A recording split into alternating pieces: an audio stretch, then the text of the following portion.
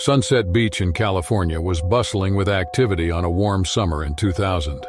The sun shone brightly over the clear blue waters, reflecting off the gentle waves that lapped against the sandy shore. Families and tourists scattered across the beach, setting up colorful umbrellas and laying out towels while children built sandcastles near the water's edge. Mark Eldridge, a seasoned lifeguard, scanned the horizon from his perch. At 32, Mark was known for his sharp eyes and quick reflexes, skills honed over years of training. He took pride in his work, understanding the weight of responsibility he carried daily. Sunset Beach, with its picturesque views and inviting waters, was not just a place for relaxation. It was also home to various marine life, including the majestic but dangerous great white shark. Great white sharks were common in California waters. Known for their robust build and predatory instincts, these apex predators could grow up to 20 feet long. They typically roamed the ocean's deeper parts, but occasionally ventured closer to shore. While shark attacks were rare, the potential danger was always present, making vigilance a crucial part of Mark's daily routine. On this particular day, Mark's colleague Sarah Davidson was patrolling the beach on foot. Sarah, a 28-year-old lifeguard with a calm demeanor, had been working alongside Mark for 3 years. The two shared a mutual respect and an unspoken understanding, having faced numerous emergencies together. They were part of a larger team dedicated to ensuring the safety of everyone who visited Sunset Beach. As the day progressed, Mark and Sarah kept a watchful eye on the swimmers. Among them was a young man named Jason Myers, a 25-year-old fitness enthusiast who frequented the beach for his daily swim. Jason had moved to California a year ago and quickly fell in love with the ocean. He was a strong swimmer, often venturing further out than most. The date was August 14th, 2000, and the beach was at its peak of activity in the early afternoon. The sun was high, casting a golden hue over the sand and sea. Mark adjusted his binoculars, scanning the water as he had done countless times before. Then he noticed something unusual, a dark silhouette moving beneath the surface, farther out in the ocean. Mark's heart rate quickened as he focused on the shape. It was a great white shark, unmistakably giant and heading towards the shore. He knew he had to act fast. Without hesitation, he grabbed the emergency whistle hanging around his neck and blew it, a sharp, piercing sound that cut through the noise of the beachgoers. The alarm sent a wave of panic through the crowd. Parents called for their children, and swimmers began to make their way back to the shore. Mark's eyes remained fixed on the shark, now alarmingly close to where Jason was swimming. He shouted for Jason to return, waving his arms frantically, but the distance and noise made it difficult for Jason to hear. Sarah, noticing the commotion, sprinted towards the water, ready to assist. She reached the surf's edge, urging people to escape the water. Mark knew they had only moments before the situation turned dire. He grabbed a rescue board and plunged into the ocean, paddling with all his strength towards Jason. Mark saw the young man, Jason, finally turning as he became aware of the danger. The shark was only a few feet away, its dorsal fin cutting ominously through the water. Mark's training kicked in and he focused on one goal, getting Jason out of harm's way. Just as Mark reached Jason, the shark struck with terrifying speed. The massive predator lunged forward, its mighty jaws clamping down on Jason's leg. The water turned red with blood and Jason screamed in pain. Mark's heart pounded, but he didn't hesitate. He grabbed Jason by the arm and pulled with all his might, trying to free him from the shark's grip. The shark thrashed violently, determined not to let go. Mark kicked at the water, using the rescue board as a barrier between them and the shark. Jason's face was contorted in agony, but he fought to stay conscious, trusting Mark to save him. Sarah watched from the shore, ready to jump in if needed, while the rest of the beach looked on in horror. Mark freed Jason with a final, desperate yank from the shark's jaws. The shark circled back, its eyes cold and calculating. But Mark pushed Jason onto the rescue board and began paddling towards the shore with all his strength. Blood trailed behind them, a stark reminder of the close call they had just survived. As they neared the shore, Sarah waded into the water to help pull them in. Together, they lifted Jason onto the sand, where they could see the extent of his injuries. His leg was severely torn, the bite marks deep and ragged. Sarah immediately applied pressure to the wound, trying to stem the flow of blood while Mark called for medical assistance. An ambulance arrived within minutes and the paramedics took over, stabilizing Jason and preparing him for transport to the hospital. Mark and Sarah watched as their friend and fellow beachgoers were taken away, feeling relief and exhaustion. They had done everything they could, but the memory of the attack would linger long after the physical wounds had healed. Sunset Beach returned to a semblance of normalcy in the days that followed. The community rallied around Jason, offering support and encouragement during his recovery. Mark and Sarah continued their duties, ever vigilant and aware of the dangers lurking beneath the waves. The story of the great white shark at Sunset Beach became a cautionary tale shared among locals and visitors alike. It was a testament to the bravery and quick thinking of the lifeguards, who risked their lives to save another. On August 26, 2024, a U.S. Coast Guard team was conducting a routine patrol 15 miles offshore off the coast of California. It was supposed to be an ordinary training exercise they had done many times before. Lieutenant Jason McCall was in charge, a seasoned officer leading a team of 5, including Petty Officer Sam Henderson, Seaman First Class Mike Daniels, and 2 recruits, Sarah Jenkins and Tom Bradley. Their mission was straightforward: practice rescue drills, prepare for emergencies, and ensure the crew's readiness for real-life situations. The day started uneventfully with the crew reviewing procedures, checking equipment, and running drills. They were operating near an area known for its rich marine life. The waters off the coast of California are home to various aquatic animals, including seals, dolphins, and great white sharks. The area near the Farallon Islands, about 30 miles from their location, was notorious for frequent shark activity, especially during migration seasons. Great whites in this region can grow over 20 feet long and are apex predators known for their powerful attacks and stealthy hunting tactics. Despite knowing these facts, the crew didn't expect any danger. They focused on their exercise and were confident in the safety of the routine. As the drills continued, everything seemed normal, until Petty Officer Sam Henderson noticed something strange. A soft jolt ran through the boat as they bumped into something. He scanned the waters around them, seeing nothing at first. However, a large shadow soon emerged beneath the surface, slowly circling the boat. He alerted Jason, and both recognized the dark outline. It was a great white shark. At first, it seemed like a passing predator, curious but non-threatening. Still, they grew uneasy. The shark didn't swim away. Instead, it started circling the boat more aggressively, its movements tightening as it swam closer. Jason ordered the crew to stay alert, but no one anticipated what came next. The shark suddenly rammed the side of the boat, sending a shockwave through the hull. The crew, unprepared for the impact, stumbled as the boat shook violently. Sam rushed to check for damage while the recruits scrambled to secure themselves. The vessel had sustained a blow, but the extent of the damage wasn't immediately clear. Before they could react, the shark struck again, harder this time.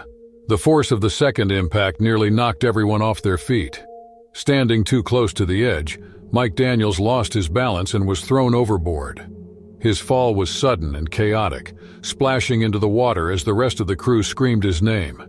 He surfaced quickly, flailing in the water, trying to grab hold of anything to stay afloat. The shark was already circling, drawn to the movement in the water. The crew moved quickly to throw Mike a life ring, but the shark was closing in faster than anyone expected. Blood from the impact was already spreading in the water, and the predator was relentless. The team had only seconds to pull Mike out before the situation escalated. Jason knew they were in trouble. The shark was not behaving like typical predators in these waters. It seemed more aggressive, deliberately targeting the boat. Sam tried to keep the crew calm, but the panic was growing. With Mike in the water, the danger had become very real. The crew braced for the worst as the shark circled closer, its dorsal fin cutting through the surface like a blade. Mike struggled to stay above the water as the shark made its first pass. The crew could see the predator circling him, its movements controlled and deliberate. The situation was deteriorating quickly. Jason ordered the team to pull Mike back on board, but the shark wasn't giving them time. It lunged at Mike, its powerful jaws snapping shut around his leg. The water turned red as the shark dragged him under, its body twisting violently beneath the surface. For a few moments, Mike disappeared from view. The crew stood frozen, horrified by the scene unfolding before them. Then, miraculously, Mike resurfaced, gasping for air. His leg was severely injured, the blood pouring from the wound into the water, but he was still alive. The shark, however, wasn't done. It was circling for another attack, drawn by the fresh blood and the thrashing movements in the water. The crew threw another life ring toward Mike, desperately trying to pull him out before the shark made its next move. Sam readied a harpoon gun, his hands shaking as he aimed for the shark. He fired, but the shot missed. The shark turned sharply, its dorsal fin visible again as it prepared to strike. Jason and Tom tied a rope and prepared to haul Mike out quickly. Just as they began to pull him in, the shark lunged again, its jaws snapping shut just inches from Mike's arm. The sheer size and power of the great white were overwhelming. The boat rocked as the predator rammed the side again, causing more damage to the hull. Water started to leak into the lower deck, but the crew had no time to deal with it. Their focus was on saving Mike before the shark could finish him off. In a desperate move, Sam fired another harpoon, this time hitting the shark in its side. The predator recoiled, thrashing in the water as the harpoon embedded itself into its thick skin. The shark twisted violently, the water churning around it as it tried to shake off the attack. This gave Jason and Tom the precious seconds to pull Mike out of the water. They dragged him onto the deck, his leg mangled and bleeding heavily. The shark continued to thrash below, but it wasn't finished.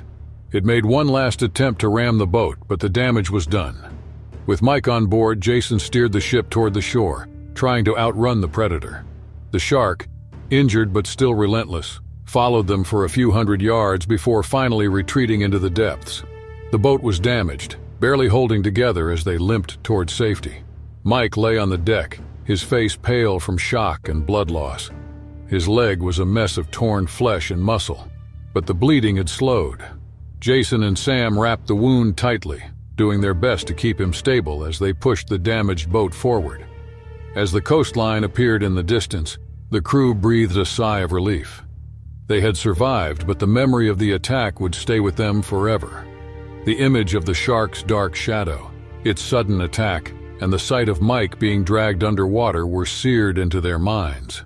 The routine patrol had turned into a nightmare, one that none of them would forget. In the contemporary fishing community of Kashega, Alaska, the sea remained a source of livelihood and a constant threat. The men and women who worked these waters respected the ocean's power. Still, they relied on its bounty to sustain their families. It was a life of hard work and uncertainty, where each trip could bring either fortune or disaster. The first sign of trouble came quietly, almost unnoticed. A fishing boat failed to return one evening. The Coast Guard was alerted and a search was initiated. They found the boat adrift, its crew of 4 missing. The vessel showed signs of damage, as if it had been struck by something large and powerful. The community mourned the loss, but accidents were not uncommon in these dangerous waters, so they forgot about them quickly. However, it happened again. Another boat was found wrecked, its crew of 3 missing and later found dead. The pattern became impossible to ignore as more boats were discovered and destroyed, and their crews were gone. When the number of fishermen killed was counted, it was up to 17 in just 3 months. This sent waves of fear and grief through Kashega. Theories and rumors spread like wildfire. Some blamed rogue waves, others spoke of a curse, while a few whispered about a monstrous sea creature. Desperation grew, and the local authorities and Coast Guard could not provide answers. The town needed help, someone who could decipher the mystery behind the tragedies.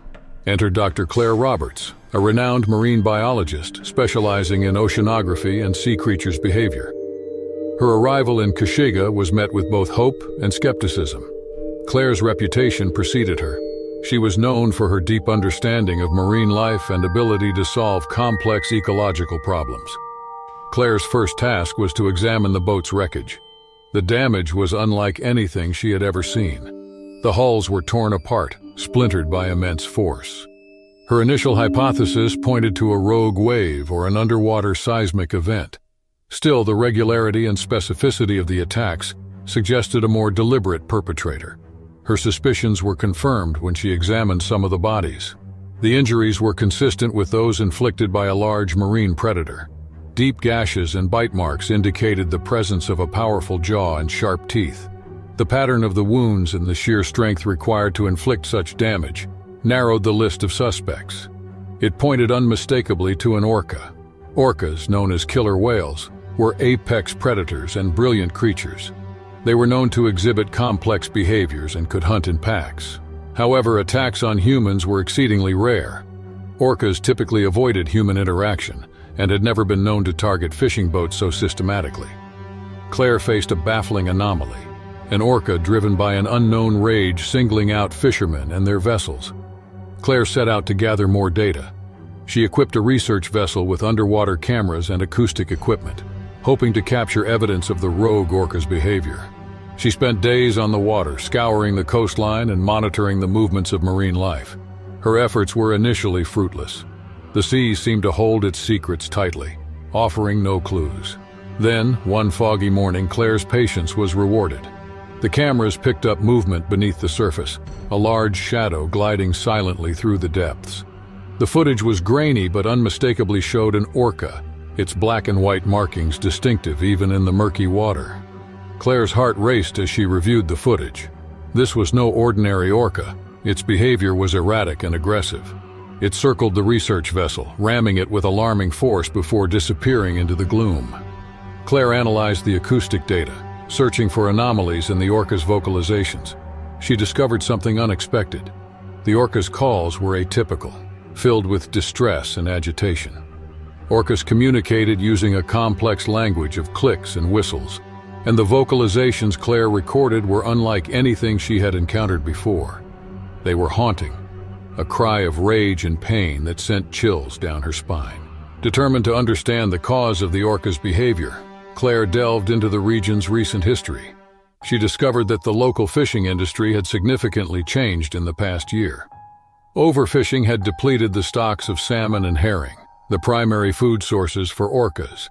In their desperation to maintain their catch, some fishermen resorted to illegal practices, including using explosives to stun the fish, causing immense disruption to the marine ecosystem. Claire hypothesized that the rogue orca's aggression directly responded to these disruptions. The depletion of food sources and the violent methods used by the fishermen had likely traumatized the animals. It was acting out of a primal survival instinct, lashing out at the perceived threat to its existence. With this understanding, Claire knew that stopping the orca would require addressing the root causes of its behavior. She convened a meeting with the fishermen, presenting her findings and urging them to change their practices. The reception was mixed. Some were sympathetic, recognizing their role in the crisis. In contrast, others were skeptical and unwilling to acknowledge the impact of their actions on the marine environment. Claire faced an uphill battle. The fishermen's livelihoods were at stake, and the community was divided. She knew persuading them to adopt sustainable practices would take time and effort. She continued her research, documenting the orca's movements and vocalizations and gathering evidence to support her case. In the meantime, the attacks continued. Another boat was found adrift, and its crew was missing. The fear in the village intensified, and the calls for more drastic measures grew louder. Some demanded that the orca be hunted and killed, viewing it as a monster that needed to be eradicated. Claire was determined to prevent such an outcome. She believed that understanding and addressing the underlying causes of the orca's behavior was the only way to resolve the crisis. So she sought allies among environmental organizations and government agencies. The breakthrough came when a group of fishermen, led by a respected elder, agreed to participate in a pilot project. They adopted sustainable practices, using less invasive methods, and reducing their catch to allow the fish stocks to recover. The rogue orca's behavior began to change. The attacks decreased in frequency, and the animal's vocalizations became less distressed. Claire believed that the orca was responding to the improved conditions, sensing that the threat to its survival was diminishing. Despite these positive developments, tensions remained high. Some factions within the community continued to call for more aggressive action, viewing the orca as an ever-present danger. Claire knew that lasting change would require a fundamental shift in attitudes and practices, which could take years. In time, the fishing community of Kashiga began to heal. The fishermen adapted to the new practices, improving their catches as the marine ecosystem recovered. The orca sightings became less frequent, and the animal seemed to have found peace. On a crisp morning in August 2002, a group of friends set out for a kayaking adventure in the pristine waters of British Columbia. The sun was beginning to rise, casting a golden glow over the calm sea. The air was filled with the scent of salt and pine, and the gentle sound of waves lapping against the rocky shoreline created a serene backdrop for the day's journey. The group consisted of 4 friends: Liam Harris, a 34-year-old outdoor enthusiast who had organized the trip; Emma Lewis, a 30-year-old biologist with a passion for marine life; Ben Cooper, a 28-year-old photographer eager to capture the beauty of the wilderness; and Rachel Adams, a 32-year-old teacher looking to unwind from the stresses of the school year. They launched their kayaks from Telegraph Cove, a secluded spot locals favor for its tranquility and abundant wildlife. British Columbia was famous for its rich marine ecosystem, home to seals, sea lions, and various fish species. But the most awe-inspiring residents were the orcas, or killer whales, that roamed these waters. Known for their intelligence and complex social structures, orcas were feared and admired by those who encountered them. As the group paddled into the open water, they marveled at the beauty around them. The sea was a deep blue, mirroring the clear sky above. Emma pointed out a family of seals basking on a nearby rock, while Ben snapped photos of the picturesque scene. The friends chatted and laughed, their spirits high as they embraced the adventure ahead. The date was August 18th, and the day seemed perfect for exploration.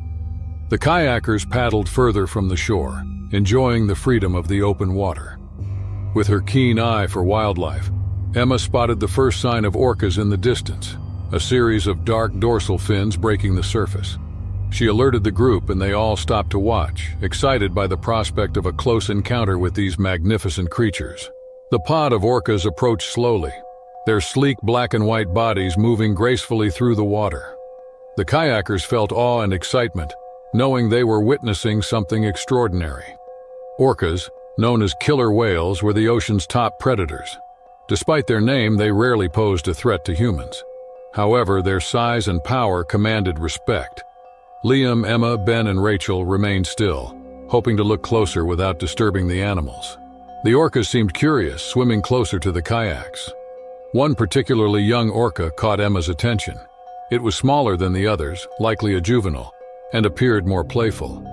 It swam around the group, occasionally breaching the surface and splashing water with its tail. The kayakers were mesmerized by the display and felt privileged to be in the presence of such incredible creatures. Little did they know, the encounter was about to turn dark. The young orca's playful behavior soon became more aggressive. It began nudging Liam's kayak, initially with gentle pushes that grew stronger each pass. Liam tried to keep his kayak steady, but the orca's forceful nudges made it difficult. The group exchanged worried glances, realizing that the situation was becoming dangerous. Emma, with her knowledge of marine life, knew that orcas could be unpredictable, especially young ones who might not yet have complete control of their strength. The group tried to remain calm, hoping the orca would lose interest and swim away. But the juvenile seemed fixated on Liam's kayak, continuing to push and bump it increasingly. The tension in the air was palpable as the friends braced themselves for what might come next. The young orca's behavior escalated quickly. Its playful nudges turned into aggressive shoves, dangerously rocking Liam's kayak. The orca's powerful movements disturbed the water's calm surface, sending waves rippling outward. Liam gripped the sides of his kayak, trying to maintain his balance. But the orca's forceful pushes made it nearly impossible. Emma, Ben, and Rachel watched in growing fear, unsure how to help. They knew that getting too close could also put them in danger. The juvenile orca, seemingly undeterred, rammed Liam's kayak with a sudden burst of energy, tipping it over. Liam was thrown into the cold water, his kayak flipping upside down. Panic surged through the group as they saw Liam struggling in the water. The orca circled, its presence a looming threat. Liam tried to swim towards his overturned kayak, but the orca blocked his path, nudging him with its nose. Each touch was a reminder of the orca's immense power, and Liam's heart pounded with fear. Emma, thinking quickly, signaled to Ben and Rachel to stay back while she paddled towards Liam. She knew they had to act fast to get him out of the water before the orca became more aggressive. The young orca continued to nudge Liam, causing him to gasp for air each time he was pushed underwater. Emma reached Liam and grabbed his arm, pulling him towards her kayak. Sensing the movement, the orca swam closer, its dorsal fin cutting through the water like a knife. Emma's heart raced as she struggled to keep both of them afloat. Ben and Rachel watched helplessly, their kayaks bobbing in the choppy water. Emma desperately tried to drag Liam to her kayak. She held onto him tightly, hoping the orca would back off. But the juvenile orca seemed more determined than ever. It swam around them, creating a whirlpool effect that made it hard for Emma to paddle. The water was now a chaotic mix of waves and foam, each movement of the orca sending ripples of fear through the group. Liam clung to the side of Emma's kayak, his breath coming in ragged gasps. The cold water sapped his strength, and he struggled to stay conscious. Emma knew they couldn't wait any longer. She shouted at Ben and Rachel to paddle towards the shore and get help. They nodded and started swimming with all their might, quick and frantic strokes. Emma kept a firm grip on Liam, her eyes never leaving the orca. The young whale circled them one last time before it seemed to lose interest, perhaps sensing the arrival of more humans. It swam off, leaving the water calm once more. Emma felt relief, but she knew they weren't safe yet. Ben and Rachel reached the shore and alerted a nearby boat. A rescue team arrived within minutes, pulling Liam and Emma to safety. Liam was rushed to the hospital, where he was treated for hypothermia and minor injuries. The group's ordeal had lasted only a few hours, but it felt like an eternity. The kayakers' harrowing experience at Telegraph Cove became a story of survival and the unpredictable nature of wildlife. The young orca's behavior was a stark reminder of the power and unpredictability of the ocean's inhabitants. Liam, Emma, Ben, and Rachel would carry the memory of that day with them forever, their bond strengthened by the shared experience of facing danger together. The icy waters of the Norwegian fjord stretched out in every direction, vast and silent beneath a thin layer of ice. Marine biologist Lars Pedersen had been preparing for this dive for months. He had long been fascinated by the Greenland shark, a deep-sea predator that thrived in these cold, dark waters. The sharks were massive and slow-moving, often living for centuries. Yet little was known about their behavior. Lars had come to study them up close, hoping to capture footage and document one of the ocean's most mysterious creatures. On March 12, 2015, Lars stood at the edge of a hole cut into the ice, preparing to descend into the depths. The day had begun smoothly. Lars had checked his equipment, ensuring his oxygen supply and camera gear were functioning. The temperature was brutally cold, but it was perfect for his research. His goal was to dive deep, observe and record the Greenland shark in its natural environment, far beneath the frozen surface of the Norwegian fjord. The water was freezing as he plunged in, but Lars felt the familiar calm wash over him. The deep blue surrounded him as he descended, his lights cutting through the darkness. He moved slowly, conserving energy and scanning the water for signs of life. After a few minutes, his eyes caught movement below. There it was, a Greenland shark gliding effortlessly in the distance. The shark was massive, its body ancient and covered in scars. Lars hovered silently, watching in awe. Unlike other sharks, Greenland sharks were slow, patient hunters, and Lars had never heard of one attacking a human. He felt safe enough to approach, moving closer with his camera to capture the rare footage. Lars observed the creature for nearly an hour, his body steady as he filmed its slow, deliberate movements. The shark paid him little attention, continuing its quiet patrol of the deep fjord. Lars was thrilled. Everything was going according to plan. Suddenly, his oxygen supply gauge began to flicker. At first, he thought it was a minor glitch, but the readings quickly became erratic. His equipment malfunctioned, and Lars knew he had to ascend quickly before his oxygen ran out. The calm of the dive evaporated, replaced by urgency. He needed to surface, but he had to be careful not to rise too fast or risk decompression sickness. With each kick upward, the water around him churned, creating small disturbances in the previously calm environment. Once indifferent to his presence, the Greenland shark turned its massive head toward Lars. It began to follow, its movements quicker now, responding to the sudden activity. Lars realized with growing fear that the normally slow shark was speeding up, its instincts triggered by his rapid ascent.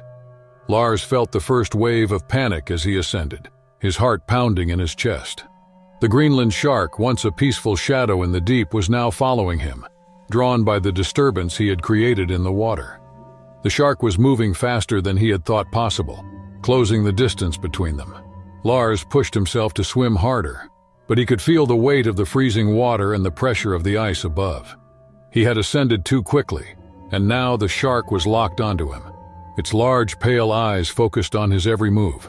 Lars could see the scars along its body, marks of battles fought in the cold depths. The predator's ancient instincts were fully awake now, and Lars realized he was no longer an observer, but a target. As he neared the surface, the reality of his situation hit him harder. The sheet of ice above his head stretched endlessly in all directions, save for the small hole where he had entered. His only escape was that narrow opening, but he had drifted too far from it during his dive. He was trapped beneath the ice with only moments to return to safety. The air in his tank was running low and every second counted. Lars turned sharply, his eyes scanning for the hole in the ice.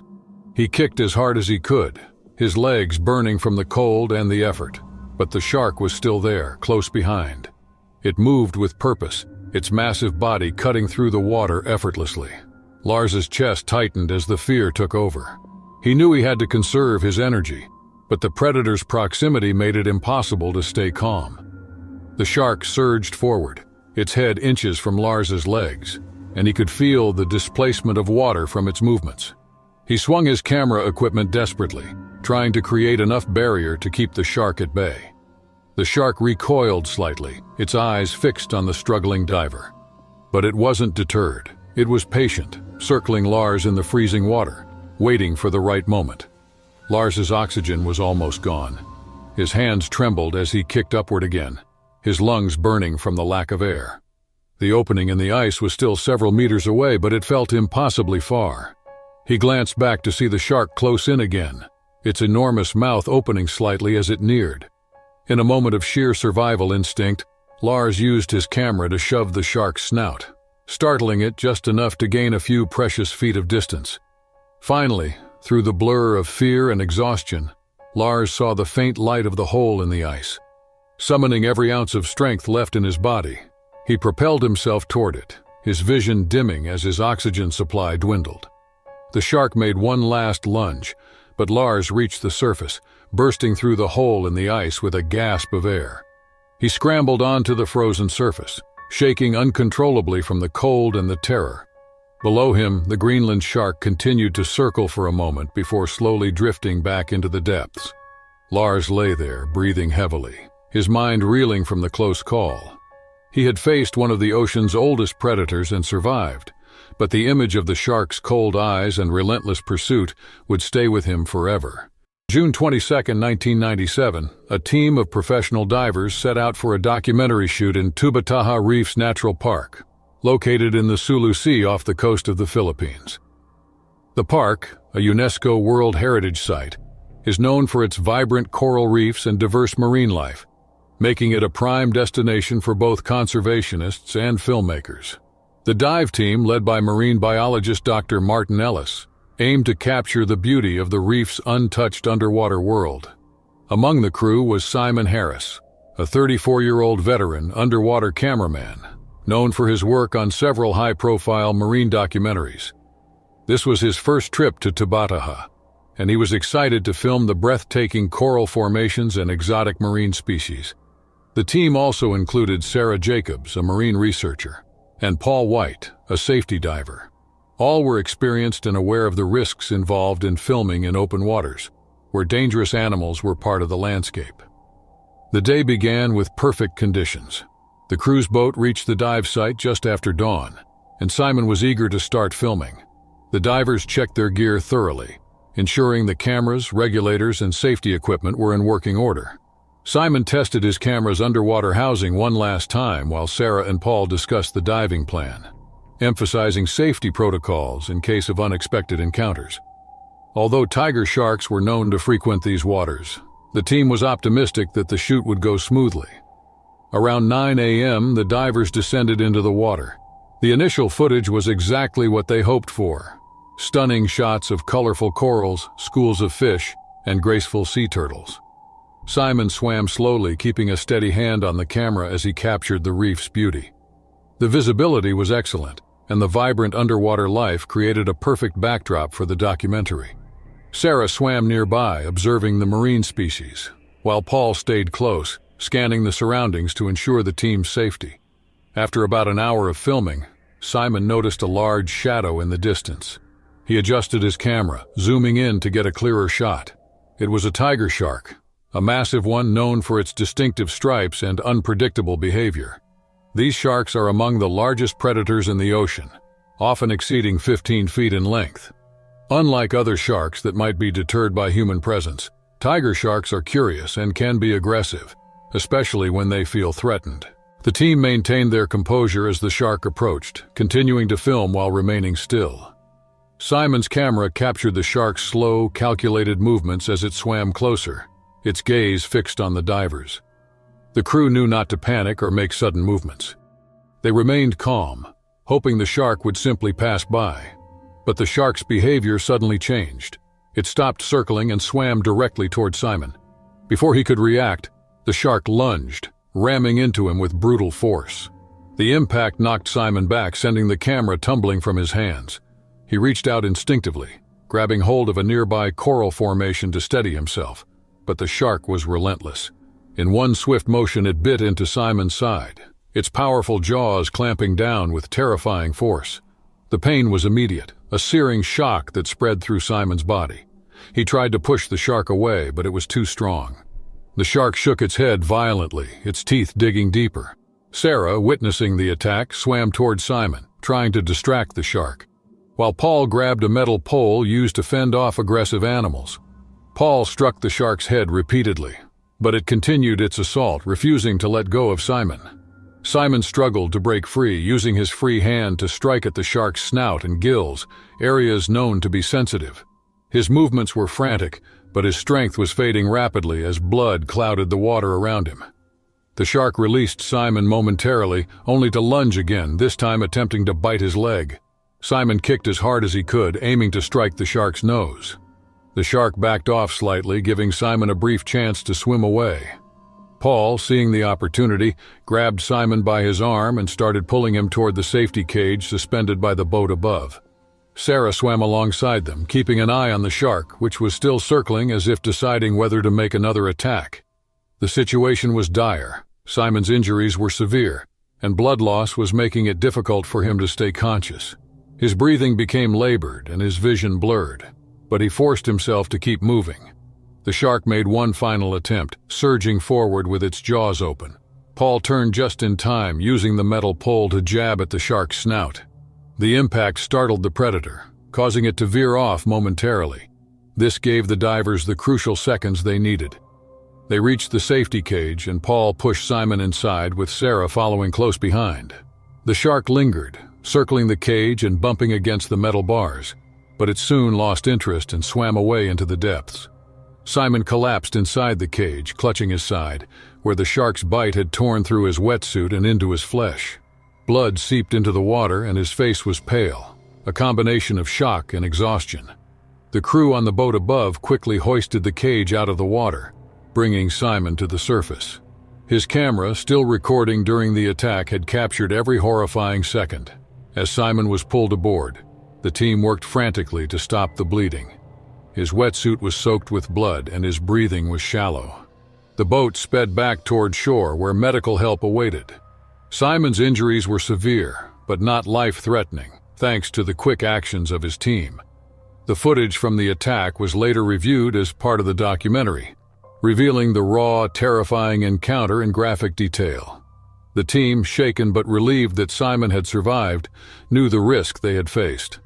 The video, which later became part of the documentary, showed the brutal reality of working in open waters with wild predators. The footage spread quickly, sparking debates about the ethics and dangers of filming in such extreme conditions. It was a stark reminder of the ocean's unpredictability and the real threat posed by one of its most formidable predators. Mary had always been self-conscious about her weight. As a child, she had been the target of unkind remarks and stares, and those experiences had left her hesitant to engage in activities that drew attention to her body. Vacations, especially those involving swimsuits and beaches, were a particular source of anxiety. Yet here she was in South Africa, having decided it was time to push past her fears. Her family had planned this vacation for months, hoping it would be a time for relaxation and adventure. They had chosen a beautiful coastal town known for its stunning beaches and clear waters. It was a perfect opportunity for Mary to try something she had always been curious about, but too afraid to attempt: snorkeling. On a bright morning, the sky was clear and the water was inviting. Mary decided it was time. She felt excitement and trepidation as she put on her snorkeling gear. Her family cheered her on from the beach, encouraging her. The coolness against her skin was a welcome sensation as she waded into the water. She adjusted her mask and took a deep breath before plunging her face into the water. The underwater world was mesmerizing. Schools of colorful fish darted around her, and the coral reefs were alive with activity. Mary was amazed by its beauty and tranquility. She swam farther out, captivated by the vibrant marine life. She was so absorbed in the experience that she didn't realize how far she had ventured from the shore. It wasn't until she surfaced to adjust her mask that she noticed how distant the beach had become. Panic started to build, but she forced herself to stay calm. She could swim back, she told herself. She just needed to take her time and not exhaust herself. She took a few deep breaths and put her face back into the water, beginning the journey back to the shore. As she swam, she became aware of a change in the water's rhythm. The fish that had been so abundant were now scarce, and an eerie stillness settled around her. She surfaced again, looking around. The beach was still far off, but that wasn't what concerned her the most. It was the shadow she saw moving beneath her. Mary's heart pounded in her chest as she realized what was happening. A great white shark, drawn by her movements, was circling her. Her mind raced, remembering everything she had ever heard about shark encounters. The first rule was not to panic, but that was easier said than done. She knew sudden movements could attract the shark's attention even more. She forced herself to stay still, floating calmly on the surface. Now she could see the shark more clearly, its massive body gliding effortlessly through the water. It was both beautiful and terrifying. She needed to think and devise a plan to fend off the predator. She scanned the water around her for anything she could use as a weapon, but there was nothing. The shark passed beneath her, close enough that she could see the scars on its skin and the cold, predatory gaze in its eyes. She knew she had to act. She remembered reading that sometimes making yourself appear larger and more threatening could deter a shark. She spread her arms and legs wide, making herself as big as possible in the water. For a moment it worked. The shark veered off, circling at a distance, but it was far from gone. Mary knew she couldn't maintain this position forever. Her muscles were already starting to ache, and the shore seemed impossibly far away. She needed to move, but she needed to do it without drawing the shark back to her. Slowly, she began to swim again, keeping her movements as smooth and steady as possible. She kept an eye on the shark, watching its every move. It was still circling, still interested. Her mind raced with strategies. She remembered that strong, unexpected sensations often deterred sharks. She could scare it off if she could deliver a solid blow to its sensitive snout or gills. She had nothing to use as a weapon, but she did have her fins. They were sturdy and designed to help her swim efficiently. She could use them to kick if the shark got too close. It wasn't much, but it was something. She swam with purpose now, her eyes constantly scanning for any sign of the shark coming closer. Mary's legs were burning from swimming and holding herself, ready to strike. She was exhausted, but she couldn't stop. The beach was getting closer, but she wasn't safe yet. The shark made another pass, closer still. Mary could feel the water churn as it moved past her. She knew this was it. She had to make her stand. As the shark turned for another approach, she readied herself. It came at her and she kicked out with all her strength, aiming for its snout. The impact was jarring, but it worked. The shark recoiled, startled by the unexpected resistance. Mary didn't wait to see if it would come back. She swam as fast as she could towards the shore, her limbs screaming in protest. She could now hear her family's and other beachgoers' shouts urging her on. The water grew shallower, and she could feel the sand beneath her feet. She stumbled and fell, but got up again, pushing herself forward. The shark had stopped following her, deterred by the shallows and the commotion. Mary made it to the shore, collapsing in the sand, her body trembling with exhaustion and relief. She lay there for a moment, gasping for breath. Before she realized, her family surrounded her. They helped her up, their faces a mix of concern and admiration. Mary couldn't believe what had just happened. She had faced her greatest fear and survived. In the days that followed, Mary reflected on her experience. She had always seen herself as weak and incapable. Still, she had discovered a strength within herself she never knew existed. She had faced a deadly predator and used her wits and determination to survive. A profound realization changed how she saw herself and her capabilities. The vacation continued, and Mary became more willing to try new things. She went on hikes, explored the coastal towns, and even went snorkeling again, this time in safer, guided environments. The fear was still there, but it no longer controlled her. She had faced the worst and come out stronger. On a sunny morning in June 2004, the Johnson family set out for a snorkeling adventure off the coast of Florida. The day was bright, with a gentle breeze and a clear sky that promised perfect conditions for exploring the shallow waters. The turquoise sea sparkled under the sun, inviting and serene. The family consisted of Peter Johnson, a 38-year-old marine biologist, his wife Laura, a 36-year-old preschool teacher, and their two children, 10-year-old Tommy and 8-year-old Lily. The Johnsons loved the ocean and often spent their vacations discovering its wonders. This trip was no different, and they were excited to explore the vibrant coral reefs and colorful fish that thrived in the warm waters. They set off from a small town called Biscayne Bay on the Florida coast. Biscayne Bay was known for its beautiful reefs and rich marine life. The waters here were home to various species, including the formidable bull shark. Bull sharks were notorious for their aggressive behavior and tendency to venture into shallow waters, making them one of the most dangerous sharks to humans. Despite this, sightings were rare, and the Johnsons felt confident in their safety measures. The date was June 10th, and the day had started wonderfully. The family enjoyed a hearty breakfast at a beachside cafe before boarding a small boat to the snorkeling site. Peter gave his children a brief lesson on marine life and respecting the ocean. Tommy and Lily listened eagerly, their eyes wide with excitement. Upon reaching the snorkeling spot, Peter and Laura helped their children into their gear. The water was warm and clear, offering perfect visibility.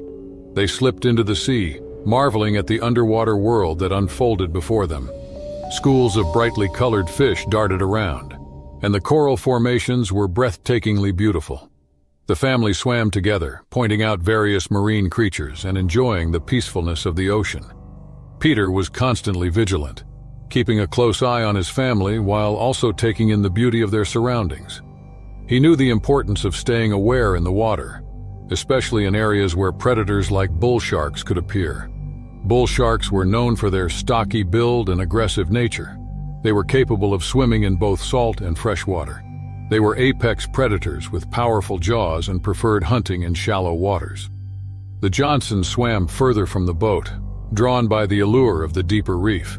Peter felt a sense of pride watching his children explore, their laughter and excitement filling the air. Laura floated nearby, her face lit up with joy as she observed the marine life. It was a perfect day, and they made memories that would last a lifetime. As they ventured further, Peter noticed a sudden change in the water's mood. The fish swimming so freely seemed to scatter, and an eerie calm settled over the area. His instincts kicked in and he scanned the surroundings more intently. Then he saw a dark, menacing shape moving silently through the water. A bull shark, unmistakably giant and powerful, was heading towards them. Peter's heart raced as he assessed the situation. He knew they needed to stay calm and return to the boat without panicking. He gestured to Laura, who immediately understood the gravity of the situation. They gathered Tommy and Lily, keeping their movements slow and controlled. The shark drew closer, its eyes fixed on the group. Peter felt a surge of fear and determination. He had to protect his family and get them to safety. Using their snorkeling gear as a makeshift defense, they began to swim back towards the boat, every stroke filled with urgency and caution. The bull shark's movements became more aggressive as it closed in on the family. Peter positioned himself between the shark and his children, using his fins to create a barrier. The shark circled them, its eyes cold and calculating. Each pass felt like an eternity, and Peter could sense the shark's growing interest in them. Suddenly, the shark lunged forward, bumping into Peter with its powerful snout. The force of the impact sent him reeling, but he managed to stay afloat. He knew that any sudden movements could trigger a more violent attack. He kept his eyes on the shark, trying to anticipate its next move. Laura held on to Tommy and Lily, urging them to stay close and calm. The children's fear was palpable, but they trusted their parents to guide them to safety. The shark circled back, coming closer to Laura and the kids. Peter's heart pounded as the predator's dorsal fin cut through the water towards them. In a desperate attempt to divert the shark's attention, Peter splashed water towards it, trying to create a distraction. The shark turned its focus back to him, giving Laura and the kids a brief window to swim towards the boat. They moved as quickly as possible, their strokes strong and determined despite the fear gripping them. The bull shark, undeterred, made another pass at Peter. This time it opened its jaws wide, displaying rows of sharp teeth. Peter used his snorkel gear to fend off the shark, pushing it away with all his strength. The shark thrashed, creating bubbles and chaos in the water. Peter felt a sharp pain as the shark's teeth grazed his leg, but he knew he couldn't give up. With every ounce of strength, Peter kicked at the shark, pushing it back momentarily. He took the chance to swim towards his family, who were now just a few meters from the boat. Sensing the retreat, the shark lunged again, aiming for Peter's injured leg. The pain was excruciating, but Peter fought through it, determined to reach his family. Seeing her husband in distress, Laura urged Tommy and Lily to climb onto the boat. She then turned back to help Peter, grabbing a spare snorkel mask to use as a weapon. The shark was relentless, but the combined efforts of Peter and Laura created enough of a deterrent to keep it at bay. Finally, they reached the boat. Peter, bleeding and exhausted, hoisted himself up with Laura's help. The shark made one last attempt to strike, but Laura used the snorkel mask to fend it off, hitting it on the snout. The shark retreated, disappearing into the depths of the ocean. Once on the boat, they quickly bandaged Peter's leg and radioed for help. The ordeal had left them shaken, but they were alive. The boat sped back to Biscayne Bay, where an ambulance awaited to take Peter to the hospital. His injuries were severe but not life-threatening, thanks to the swift actions of his family. In June 2013, 3 amateur treasure hunters, Aaron Foster, Kyle Matthews, and Jake Sorensen, set out on a journey that had consumed their imaginations for years. They were diving off the coast of the Caribbean near the island of St. Kitts, searching for remnants of a Spanish galleon that had sunk centuries ago. Local legends spoke of gold coins, silver bars, and precious artifacts scattered across the seafloor, waiting to be discovered by those brave enough to dive into the deep. The 3 men, inexperienced but driven by their passion for adventure, believed they could find it. The day had begun like any other in the Caribbean, with the sun gleaming on the turquoise water. They anchored their boat near a reef that locals had hinted might hide pieces of the wreck. The excitement was palpable as they checked their gear one last time before plunging into the ocean. Aaron, a seasoned diver among the 3, led the dive, with Kyle and Jake following close behind. They descended through the water, eagerly scanning the seabed for any sign of the shipwreck. After nearly an hour of exploring, they found a decaying hull half buried in the sand, its timbers worn down by centuries of water and time. The ship was ancient, and the possibility that treasure lay hidden within its remains was enough to send a thrill through the group. They swam closer, cautiously entering the wreck, their lights illuminating the dark spaces within the hull. Inside, they began searching for signs of anything valuable, combing through the debris and silt that had settled over the centuries. Jake didn't take long to spot something, an old tarnished coin wedged between 2 broken planks. He pulled it free, showing it to Aaron and Kyle with a grin. They were ecstatic, believing this was the first of many discoveries. But as they continued their search, something else lurked in the water above them. Hammerhead sharks, known for their distinctive heads and aggressive behavior, frequented these waters. While not typically prone to attacking divers, hammerheads were territorial creatures, and the movement inside the wreck had caught the attention of a particularly large one. At first, the shark merely observed from a distance, its wide-set eyes scanning the area. Aaron felt a sudden chill of unease as he moved to another part of the wreck. He turned to see the silhouette of a massive hammerhead circling the wreck, its body moving gracefully but with intent. Aaron signaled to the others, his heart rate picking up. The treasure hunt had become far more dangerous than any of them had anticipated. The hammerhead shark began circling closer, its posture growing more aggressive with each pass. It was no longer just curious but asserting its dominance over the area. Aaron, Kyle, and Jake quickly realized the shark wouldn't leave. They were trapped inside the wreck and their air supplies were running low. Each had less than 30 minutes of oxygen left, but the shark blocked their path to the surface. The three huddled inside the hull, trying to remain calm. The narrow, decaying beams of the ship were their only protection against the massive predator circling just beyond. Every few minutes, the hammerhead passed close enough for them to see the cold, predatory glint in its wide eyes. The shark moved with slow, calculated precision, waiting for the right moment to strike. Aaron tried to think of a plan. They couldn't stay hidden forever, and their air tanks were ticking quickly. He signaled to Kyle and Jake that they needed to move but would have to distract the shark. Aaron gestured to a piece of debris nearby, pointing out that if they could create enough movement away from the wreck, the shark might be lured away, giving them enough time to escape. Kyle nodded, understanding the plan. He grabbed a plank of wood and quickly threw it as far as he could into the water beyond the wreck. For a moment, nothing happened. Then, in a flash of movement, the hammerhead darted toward the debris, its powerful body slicing through the water with terrifying speed. It was their chance. The three divers moved, swimming as quickly and silently as possible toward the open water. Aaron led the way, watching the sharks ascending toward the surface. The hammerhead circled back sooner than they had hoped, realizing the debris was no threat. It turned sharply, refocusing its attention on the divers.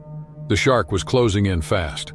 Jake, bringing up the rear, felt a surge of panic as the hammerhead charged toward them. He kicked harder, knowing the predator was right behind him. The water churned as the shark darted closer, its massive head swaying from side to side, scanning for the perfect moment to strike. With only feet separating them from the boat, Aaron reached the ladder first, pulling himself out of the water as fast as he could. Kyle followed, but Jake wasn't as lucky. Just as he reached for the ladder, the hammerhead surged up from below, brushing against his legs with a sickening force. Jake screamed into his regulator, the impact sending a shock through his entire body. He kicked wildly, his heart pounding as he tried to scramble onto the ladder. Aaron and Kyle grabbed Jake's arms, hauling him up just as the shark made another pass, snapping its jaws at the air where Jake's foot had been.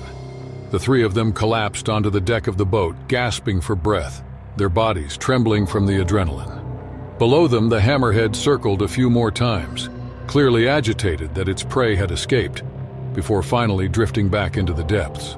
The divers lay on the boat's deck, staring at the sky, shaken but alive.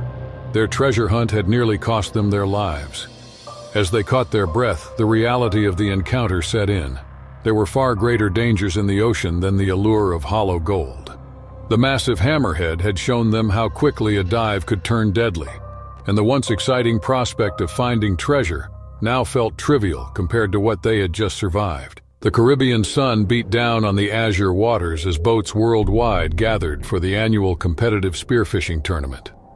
This event was renowned among spearfishing enthusiasts, drawing participants who sought the thrill of the hunt and the prestige of victory. Among the competitors was a team led by Carlos, a seasoned diver known for his skill and calm demeanor under pressure. Carlos and his team had prepared meticulously for this tournament. They had spent months training, honing their skills, and familiarizing themselves with the local marine life. The tournament rules were straightforward. The team that brought back the largest and most impressive catch within the allotted time would be declared the winner. With his vast experience, Carlos knew the waters well and had a strategy in mind. The team suited up and prepared their gear. Each member checked their spear guns, ensuring they were in perfect working order. They reviewed their hand signals and emergency procedures before slipping into the warm, clear water. The ocean enveloped them, its depths teeming with life and possibility. Carlos led the way, descending slowly into the blue abyss. The underwater world was a kaleidoscope of colors and motion, with schools of fish darting in every direction and the coral reef sprawling like an alien landscape.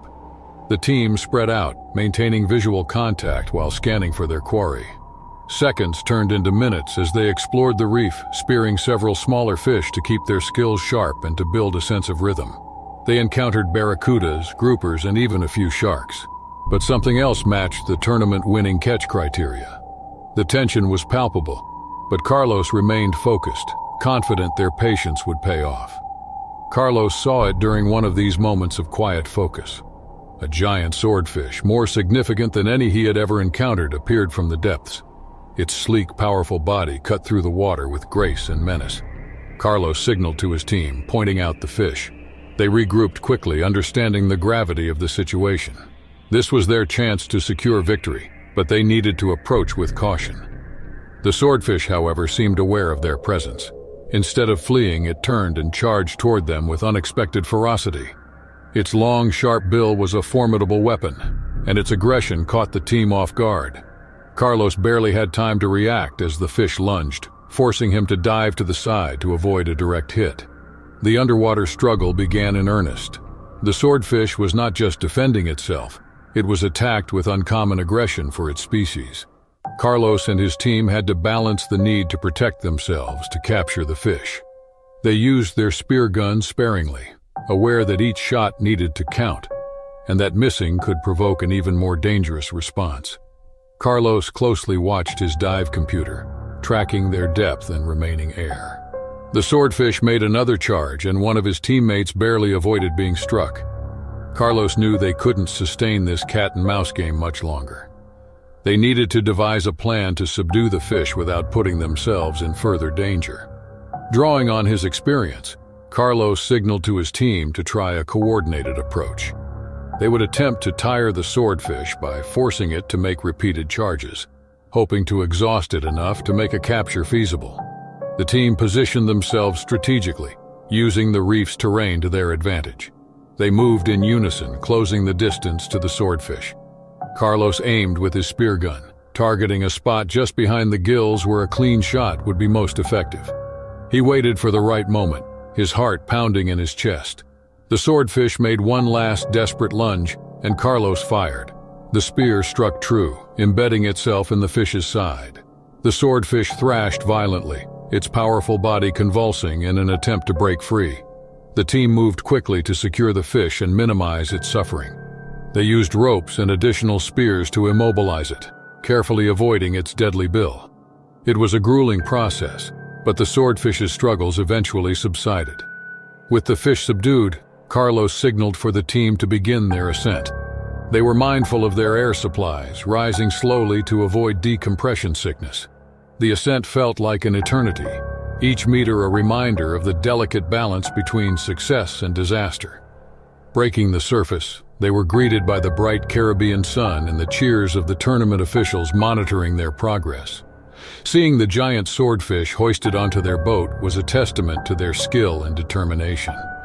It was a catch that would be talked about for years to come. Back on the boat, the reality of their accomplishments began to sink in. The team was exhausted, but the adrenaline still coursed through their veins. They removed their gear and tended to their minor injuries, sharing looks of relief and triumph.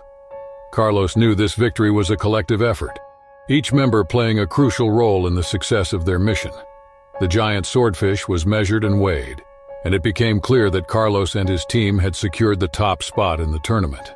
The announcement was met with applause and admiration from the other competitors. The fish was a true marvel, a once-in-a-lifetime catch that showcased the very essence of the sport. The tournament concluded with a celebratory banquet, where Carlos and his team were honored for their achievement. They received their prizes, but more importantly, they earned the respect of their peers. The story of their encounter with the giant swordfish spread quickly, adding to the legends of the tournament. For Carlos, the experience reminded him why he loved the sea and the sport of spearfishing. It was a world of beauty and danger where skill and courage were constantly tested. The encounter with the swordfish had been a stark reminder of nature's raw power and the respect it demanded. In the early hours of a spring morning on April 14, 2006, a team of marine biologists embarked on a deep-sea expedition off the coast of Japan. The sun had yet to rise and the sea was calm, casting an eerie stillness over the waters. The mission was to study the elusive giant squid, a creature rarely seen by humans and shrouded in mystery. The team consisted of Dr. Nathan Lee, a 45-year-old marine biologist with decades of experience, Dr. Yuki Tanaka, a 38-year-old Japanese expert in deep-sea creatures, and Alex Kim, a 30-year-old technician responsible for operating the submersible. They were all aboard Ocean Explorer's research vessel, anchored near a deep trench known for its rich biodiversity. The giant squid, known for its massive size and powerful tentacles, was a subject of fascination and fear. These creatures could grow up to 43 feet in length and were known to inhabit the darkest depths of the ocean. The team was eager to gather data and samples that could shed light on the life and habits of these enigmatic giants. The day had begun with meticulous preparations. Dr. Lee and Dr. Tanaka reviewed the mission plan while Alex conducted final checks on the submersible deep diver. The submersible was equipped with advanced technology, including high-definition cameras, robotic arms, and a reinforced hull designed to withstand the immense pressure of the deep sea. At 8 a.m., the team descended into the depths, leaving behind the bright surface world. As they ventured more profoundly, the water grew darker and the temperature dropped. The submersible's lights cut through the blackness, revealing a world few had ever seen. Strange and beautiful creatures drifted past, their bioluminescent bodies glowing in the dark. Dr. Lee and Dr. Tanaka marveled at the sights, their excitement palpable. They communicated through headsets, sharing observations and coordinating their tasks. Alex skillfully maneuvered the submersible, ensuring they stayed on course and avoided obstacles. The descent was smooth and the team felt a sense of awe and anticipation. By mid-morning, they had reached their target depth of 3,000 feet. The ocean floor was barren, dotted with strange, alien-looking creatures. The team began working, collecting samples and recording data. They were focused and efficient, each member playing a crucial role in the mission's success. As they explored, Dr. Tanaka spotted something in the distance. Using the submersible's lights, they illuminated a large shape moving in the dark waters. It was a giant squid, its long tentacles trailing behind it as it swam gracefully through the depths. The sight was breathtaking, and the team felt a rush of excitement. They had found what they were looking for. Dr. Lee directed Alex to move closer, and they watched in awe as the giant squid came into full view. The creature was magnificent, its eyes reflecting the light from the submersible. It hovered in the water, seemingly unbothered by their presence. The team began to collect data, capturing footage and observing the squid's movements. Everything was going according to plan, and the mood inside the submersible was one of triumph. They had achieved their goal, and the data they were gathering would be invaluable. But the tranquility of the moment was short-lived. Without warning, the giant squid changed its demeanor, its tentacles spreading wide as it moved toward the submersible with alarming speed. The giant squid's sudden aggression caught the team off guard. Its tentacles, each lined with powerful suckers, wrapped around the submersible, shaking it violently. Dr. Lee, Dr. Tanaka, and Alex were thrown against their seats, their hearts pounding with fear. The submersible creaked under the immense pressure, and alarms blared as the tentacles tightened their grip. Alex struggled to maintain control of the submersible, his hands moving quickly over the controls. The squid's grip was relentless, and the submersible rocked back and forth, making it challenging to stay steady. Dr. Lee and Dr. Tanaka worked frantically to assess the situation, checking systems and looking for a way to escape the creature's grasp. The squid's tentacles pressed against the windows, its massive eyes peering inside. The team could see the sharp beak at the center of its tentacles, a reminder of their danger. They knew that if the squid managed to breach the hull, their chances of survival would be slim. Dr. Tanaka suggested using the submersible's robotic arms to fend off the squid. Alex activated the arms, maneuvering them to push against the tentacles. The squid responded with even greater force, tightening its grip. The submersible's structure groaned under the pressure, and the team felt a surge of panic. Dr. Lee, thinking quickly, directed Alex to activate the submersible's lights to their maximum brightness. The sudden burst of light startled the squid, causing it to loosen its grip momentarily. Seizing the opportunity, Alex engaged the thrusters, propelling the submersible upwards.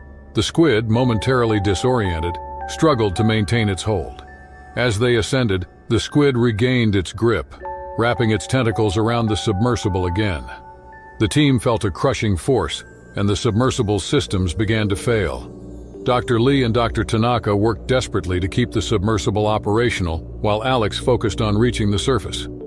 The squid's tentacles pressed harder and the submersible's hull began to crack. Water seeped in, and the team knew they were running out of time. Dr. Lee directed Alex to release the submersible's ballast, a last-ditch effort to break free. The sudden release caused the submersible to surge upwards, the rapid ascent dislodging the squid's tentacles. They shot towards the surface, the water pressure decreasing as they ascended. The submersible shuddered, and the team held their breath, praying it would hold together. The journey felt like an eternity, but finally they breached the surface, the bright light of day flooding the cabin. The crew of the Ocean Explorer quickly moved to retrieve the damaged submersible. Dr. Lee, Dr. Tanaka, and Alex emerged, shaken but alive. Their colleagues, who had witnessed the harrowing ascent from the deck, greeted them with relief and concern. Back on the ship, the team assessed the damage. The submersible was severely battered, but their collected data was intact. The attack had left them with a deep sense of respect for the power of the giant squid and the dangers of the deep sea. They had faced a terrifying ordeal, but their quick thinking and teamwork had saved their lives. The crew of the Northern Spirit had been fishing the cold waters off the coast of Alaska for years. Captain Ed Parker and his experienced crew, Mike Sanderson, Dave Collins, and rookie Josh Taylor, knew these waters well. They had been out for a few days, focused on hauling in the rich supply of salmon that thrived in the region. It was June 15, 2011, and everything had gone smoothly until that morning when a thick fog suddenly enveloped their boat. Alaska's fishing grounds were notorious for unpredictable weather, but the fog initially didn't faze the crew. They continued working, hauling in nets filled with salmon and chatting about what they would do with the catch once they returned to shore. The sea was calm. The only sounds were the hum of the boat's engine and the clattering of the heavy nets as they worked. The Pacific sleeper shark was a common but mysterious presence in these waters. Known for being slow and sluggish, these sharks could grow up to 20 feet long. Unlike faster, more aggressive species, sleeper sharks were scavengers, usually feeding on fish or dead marine animals that drifted into their path. They rarely interacted with humans, and the crew of the Northern Spirit had never worried about them. But they didn't know that sleeper sharks could become far more dangerous if provoked. As the fog thickened, visibility dropped to almost nothing. The crew slowed their work, feeling uneasy as they peered into the mist. Ed kept the boat steady, guiding the crew through pulling in the last of the nets. Everything was routine until they noticed something strange. Usually filled with salmon, the nets had become heavier than usual, almost as if something massive had gotten tangled. Mike and Dave struggled to pull the nets up, their muscles straining as they heaved them over the side of the boat. When the nets finally broke the surface, their worst fears were confirmed. A massive Pacific sleeper shark had gotten caught in the lines. Its enormous body twisted in the tangled web of ropes, its dark, lifeless eyes staring up at them as it sluggishly tried to free itself. The crew wasn't prepared for this. They had previously dealt with large fish and occasional entanglements, but a shark this size was a different challenge. The shark thrashed weakly in the nets, and the crew knew they needed to act fast before it damaged their equipment beyond repair. Something more disturbing happened as they began working to free the shark. Another shadow appeared beneath the surface, and then another. More sharks were circling the boat, drawn to the commotion and the scent of fish.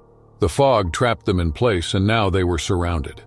The crew's anxiety grew as more sleeper sharks began circling the boat.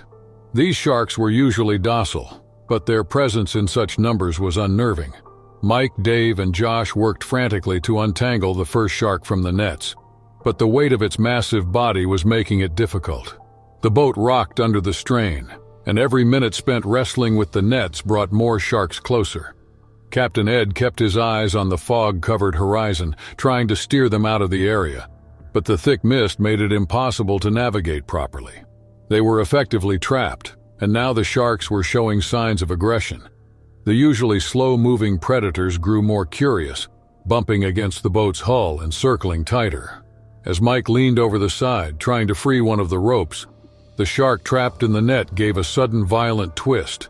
The force nearly pulled Mike into the water, his grip slipping on the wet railing as he struggled to regain his balance. The crew pulled him back just in time, but the danger was becoming more real by the second.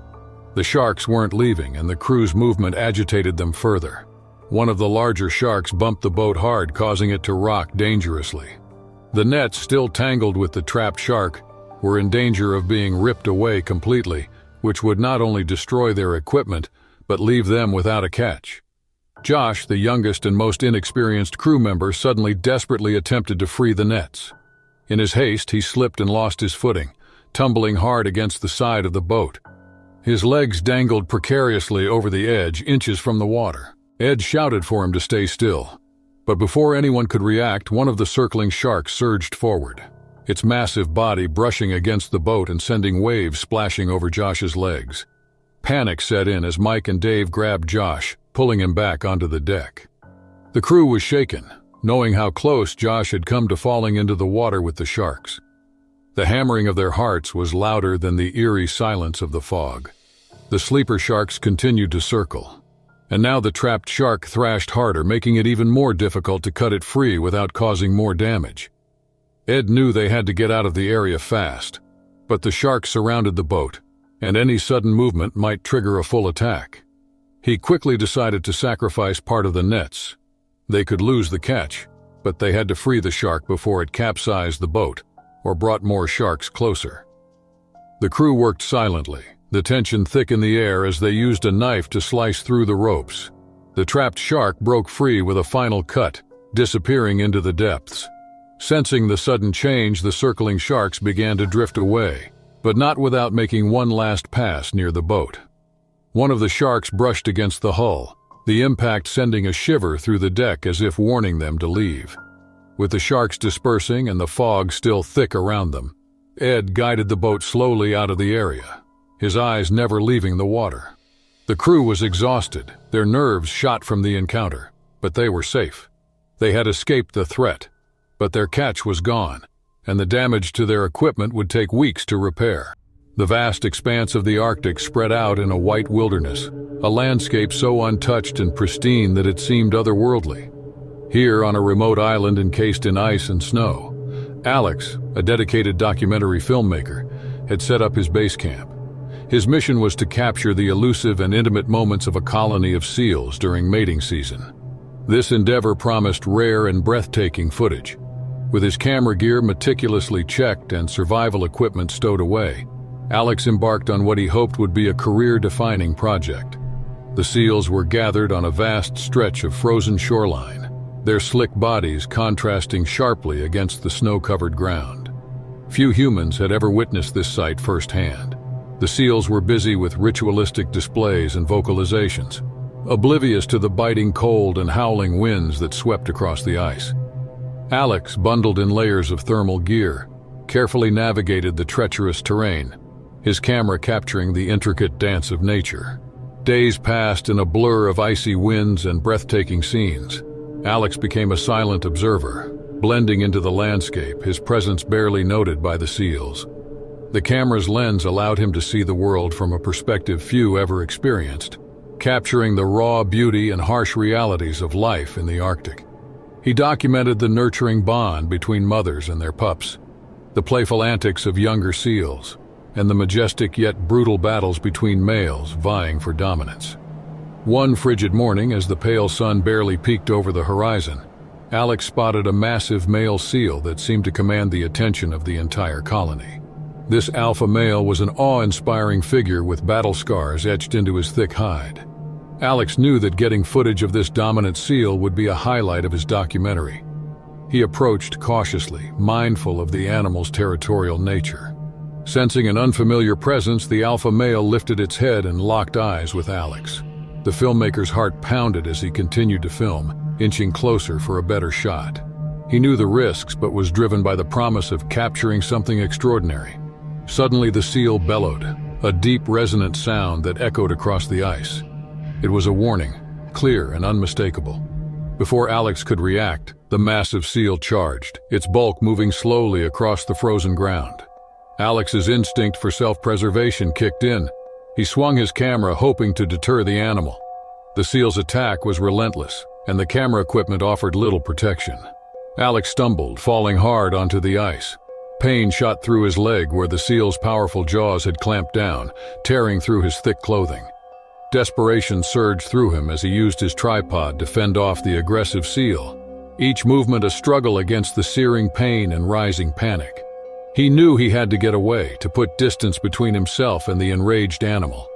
With great effort, he scrambled to his feet, using the tripod to keep the seal at bay as he backed away slowly. The alpha male eventually relented, returning to its territory, but the damage was done. Alex's leg throbbed with pain, the cold seeping into his bones through the torn fabric. The journey back to camp was an agonizing test of endurance and willpower. The extreme cold gnawed at him, sapping his strength and clarity. Though designed for the harsh conditions, his survival gear offered little solace against the pain radiating from his leg. Each step was a battle, his breath forming vapor clouds in the frigid air. Navigating the icy landscape was treacherous. The once familiar terrain seemed like a labyrinth, and each snowdrift and ice formation was a potential hazard. Alex relied on his survival skills, honed over years of filming in extreme environments. The sky darkened, the brief Arctic day giving way to a long, frigid night. Alex knew that stopping was not an option. If he paused, the cold would claim him. He pressed on, his mind focused on reaching his camp. Finally, after what felt like an eternity, Alex spotted the outline of his base camp. Relief flooded through him, giving him a final burst of energy. He staggered into the camp, collapsing near his tent. With trembling hands, he unpacked his first aid kit and began treating his wounds. The bite marks were deep, and infection was a real risk in the harsh conditions. He cleaned the wounds as best he could, applying antiseptic and bandages. The pain was relentless, but Alex knew he couldn't afford to rest. He needed to secure the camp against the cold and ensure he had enough supplies to last until help could arrive. He activated his emergency beacon, a signal that would alert the nearest rescue station to his predicament. The next few days were a blur of pain and cold. Alex rationed his food and water, careful not to overexert himself. As he waited, Alex reflected on the events that had brought him to this point. The attack had been a harsh reminder of the raw power of nature, of the thin line between observer and participant in the wild. He had always known the risks, but experiencing them firsthand was a sobering lesson. Yet despite the pain and fear, he deeply respected the alpha male seal. It had been defending its territory, following instincts honed over millennia of survival in one of the harshest environments on Earth. As Alex's strength waned and hope began to dim on the fifth day, he heard the distant hum of an approaching aircraft. The sound grew louder, cutting through the wind. He staggered out of his tent, waving a brightly colored fabric to signal his location. The rescue team descended their presence, a beacon of hope in the frozen wasteland. They quickly assessed his condition, their faces a mix of concern and determination. Alex was lifted into the helicopter. The cabin's warmth starkly contrasted with the biting cold outside. He looked over the vast Arctic landscape as they flew towards the nearest medical facility. The experience had been harrowing, but he had survived. His footage would tell the story of the seals, their fierce beauty, and the challenges they faced in a changing world. In the clear, warm waters of the Caribbean near the island of Exuma Cays in the Bahamas, a seasoned free diver named Thomas Reed set out for an underwater filming session on July 15, 2008. The day was perfect for diving, with the sun shining brightly, making the ocean surface sparkle like diamonds. Thomas, a 32-year-old marine videographer, had spent years exploring and documenting the underwater world, but today promised a unique adventure. Thomas had woken up early, eager to capture footage of the vibrant coral reefs and diverse marine life that thrived in the area. He was particularly interested in the predatory species that patrolled these waters, including the barracuda, known for their speed and sharp teeth. These sleek silver fish could grow up to 6 feet long and were often found lurking around reefs, ready to ambush smaller fish with lightning-fast strikes. After a hearty breakfast, Thomas boarded his small boat, the Sea Spirit, and headed towards Crystal Caves, a renowned dive spot famous for its underwater caverns and rich marine biodiversity. By mid-morning, he had anchored his boat and prepared his gear. He donned his wetsuit, checked his camera, and ensured his equipment was in top condition. The reflective parts of his gear, designed to catch the light and enhance his footage, were particularly prominent today. As he slipped into the water, Thomas was immediately struck by the clarity and warmth of the sea. He descended slowly, adjusting his camera to capture the stunning underwater landscape. Schools of colorful fish darted around him, and the coral formations teemed with life. It was a diver's paradise, and Thomas was in his element. He swam deeper, aiming to explore a section of the reef known for its barracuda sightings. These predators fascinated Thomas, not just because of their fearsome reputation, but also because of their role in maintaining the health of the reef ecosystem. They were apex predators, controlling the smaller fish population and helping keep the reef balanced. Thomas's day had been going smoothly. He had already captured some incredible footage of the reef and its inhabitants. As he approached the deeper part of the reef, he noticed a slight change in the water's hue, indicating he was nearing a school of barracudas. His heart raced excitedly at the prospect of filming these majestic predators up close. Barracudas were known for their curiosity, especially toward shiny objects. Their sleek silver bodies made them masters of camouflage in the open water, and they could accelerate quickly to snatch prey. Thomas knew the risks but felt confident in his experience and knowledge of barracuda behavior. He moved slowly and steadily, making sure not to make any sudden movements that might startle the fish. As he filmed, he marveled at the barracuda's grace and agility. They were like underwater torpedoes, moving with a speed and precision that was both beautiful and intimidating. Thomas kept his distance, knowing that while barracudas were not typically aggressive towards humans, they could become dangerous if provoked. While engrossed in his filming, Thomas noticed a sudden shift in the barracuda's behavior. The school, swimming calmly, began to close in around him. Their curiosity had turned to something more intense, and Thomas realized with a jolt that the reflective parts of his gear were attracting them more than he had anticipated. The barracudas started circling him, their sharp teeth glinting in the light. Thomas's pulse quickened. He knew he had to act fast to avoid a potential attack. Keeping calm was crucial, as panic could provoke the barracudas further. He slowly reached for the reflective pieces of his gear, removing them one by one. Each motion was deliberate, minimizing sudden movements that might trigger the predators. Despite his careful actions, the barracudas grew bolder. One darted closer, its teeth flashing dangerously close to Thomas's leg. He felt a rush of adrenaline, knowing he was in a precarious situation. He continued to strip away the shiny objects, each second feeling like an eternity. With the last reflective gear removed, Thomas hoped the barracudas would lose interest, but the situation remained tense. The fish, now agitated, kept their tight formation around him. Thomas knew he had to start his ascent to the surface slowly. Rapid movements could escalate their aggression. He began his ascent, moving as smoothly as possible. The barracudas followed, their eyes fixed on him. Thomas's mind raced with strategies to deter them, recalling everything he knew about their behavior.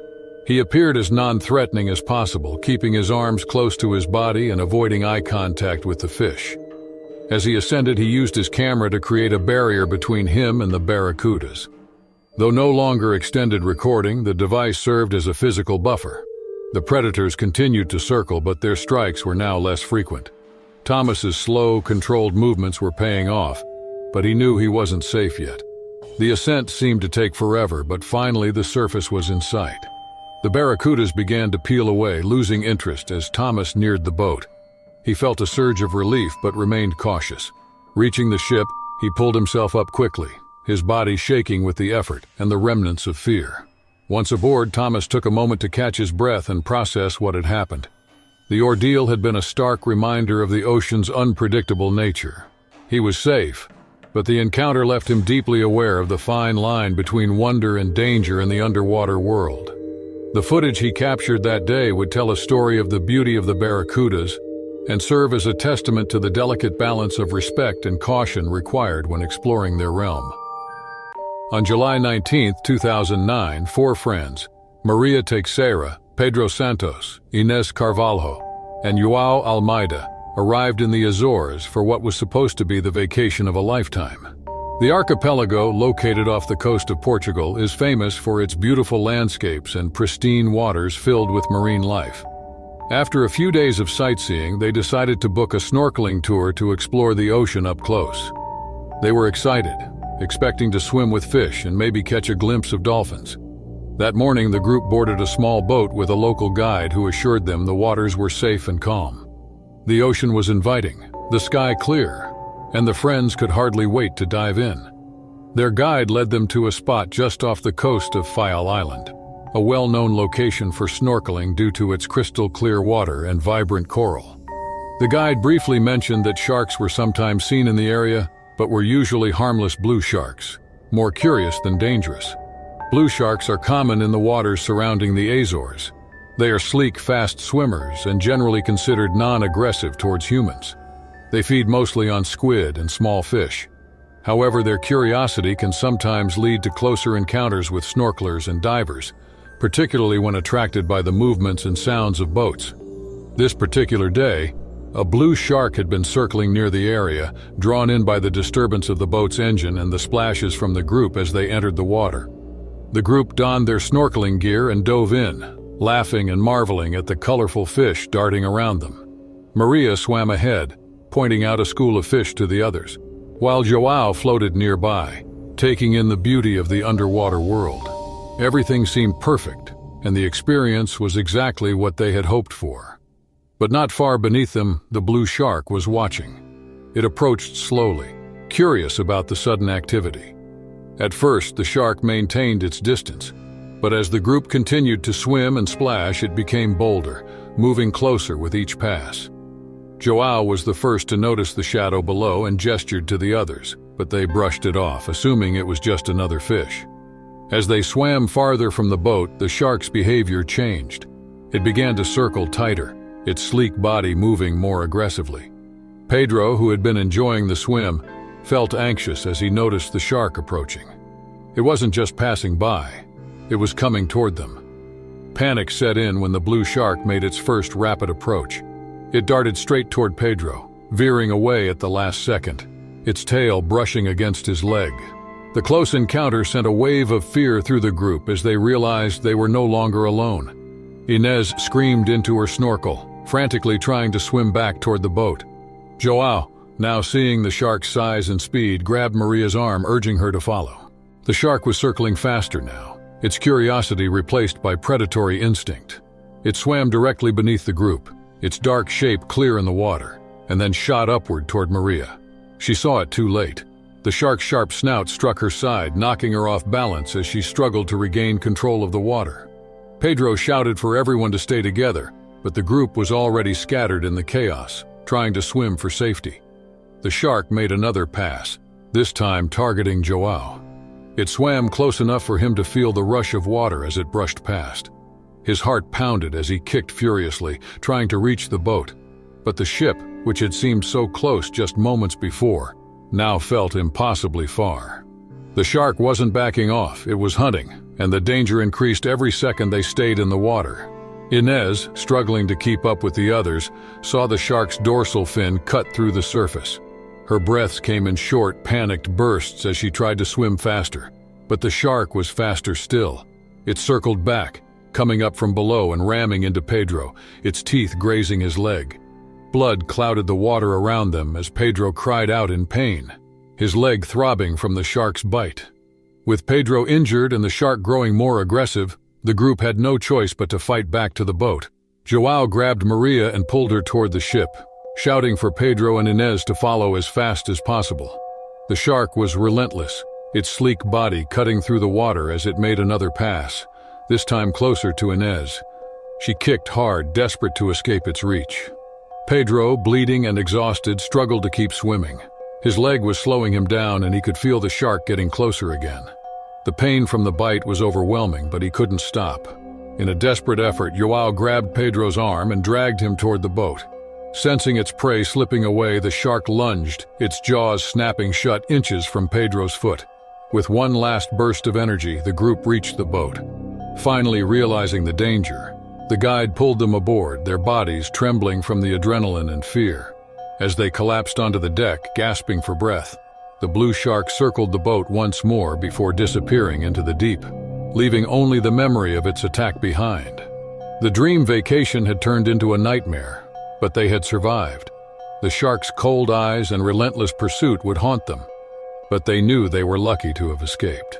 The early morning sun cast long shadows over the Australian outback, a land of stark beauty and hidden dangers. Mark, a seasoned wildlife photographer, had ventured into this remote wilderness with a singular goal: to capture images of the elusive saltwater crocodile. Known for their cunning and power, these ancient reptiles had long fascinated him. His journey took him to the dense mangroves along the northern coast, where the saltwater crocodiles reigned supreme. Mark had spent weeks preparing for this expedition. He studied maps, consulted with local guides, and meticulously checked his equipment. His camera, lenses, and waterproof gear were all in perfect condition. He knew the risks involved. The saltwater crocodile was a formidable predator, capable of swift and deadly attacks. Yet the allure of capturing their raw power on film was irresistible. He set out at dawn, the air heavy with humidity and the promise of another scorching day. The mangroves were a labyrinth of tangled roots and murky waters, a perfect crocodile habitat. Mark moved cautiously, his senses alert to every sound and movement. The ground beneath his feet was soft and treacherous, but he was used to navigating rugged terrain. Hours passed as he trekked more profoundly into the mangroves, pausing occasionally to capture the vibrant flora and fauna around him. He photographed colorful birds, stealthy reptiles, and the intricate patterns of the mangrove roots. But the saltwater crocodile remained elusive.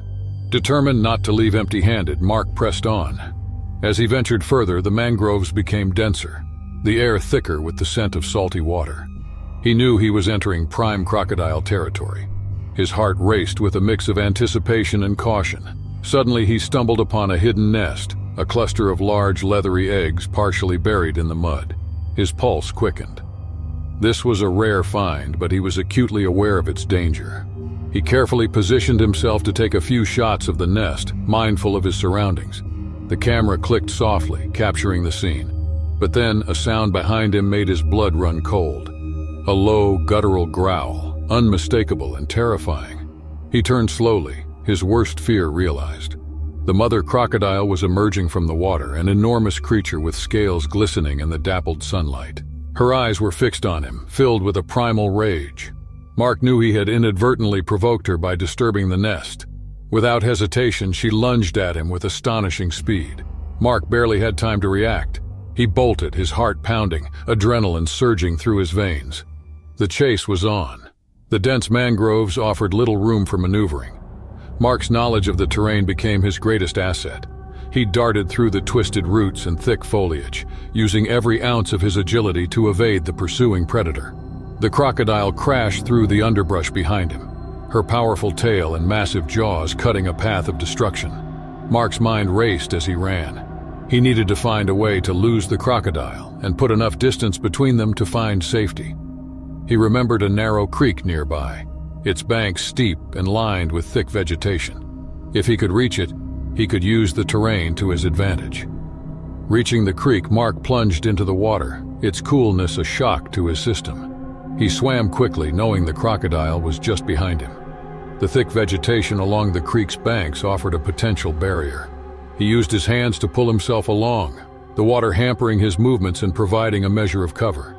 The crocodile entered the creek with a splash, her massive form slicing through the water quickly. Mark felt a surge of panic but forced himself to stay focused. He swam to the opposite bank, scrambling up the steep incline, mud and roots offering tenuous holds. He glanced back, the crocodile closing in, her jaws snapping inches from his legs. The chase continued with the crocodile's growls, constantly reminding them of the danger. Mark's muscles burned with exhaustion, but he couldn't afford to slow down. He knew the crocodile would tire eventually, her rage giving way to the physical limits of her body. He needed to reach that point before his strength failed him. He spotted a large fallen tree ahead, its trunk forming a natural bridge over a deeper section of the creek. He headed towards it, hoping it would provide a temporary escape route. He climbed onto the trunk, moving quickly across its length. The crocodile reached the tree's base, her eyes never leaving him. She hesitated, the obstacle momentarily stalling her pursuit. Mark used the precious seconds to gain distance. He reached the other side and continued running, the dense vegetation offering a semblance of cover. Mark's mind worked quickly, assessing his options. He spotted a narrow channel leading away from the cover, its entrance partially hidden by thick foliage. It was a gamble, but he had no choice. He darted towards the channel, hoping the crocodile would struggle to follow. The narrow path was treacherous, uneven ground, but offered a potential escape. He squeezed through the foliage, the channel opening up slightly ahead. The crocodile lunged again, but the narrowness of the path hindered her. Mark kept moving, every instinct telling him to flee. The sounds of the crocodile grew fainter, her pursuit slowing. Mark didn't stop until he was sure he had put enough distance between them. He stumbled upon a rocky outcrop, a rare feature in the mangroves. He climbed onto it, using the elevation to survey his surroundings. The crocodile was nowhere in sight. Mark collapsed onto the rocks, his body trembling with exhaustion. He had survived. He lay there momentarily, catching his breath, the enormity of what had happened sinking in.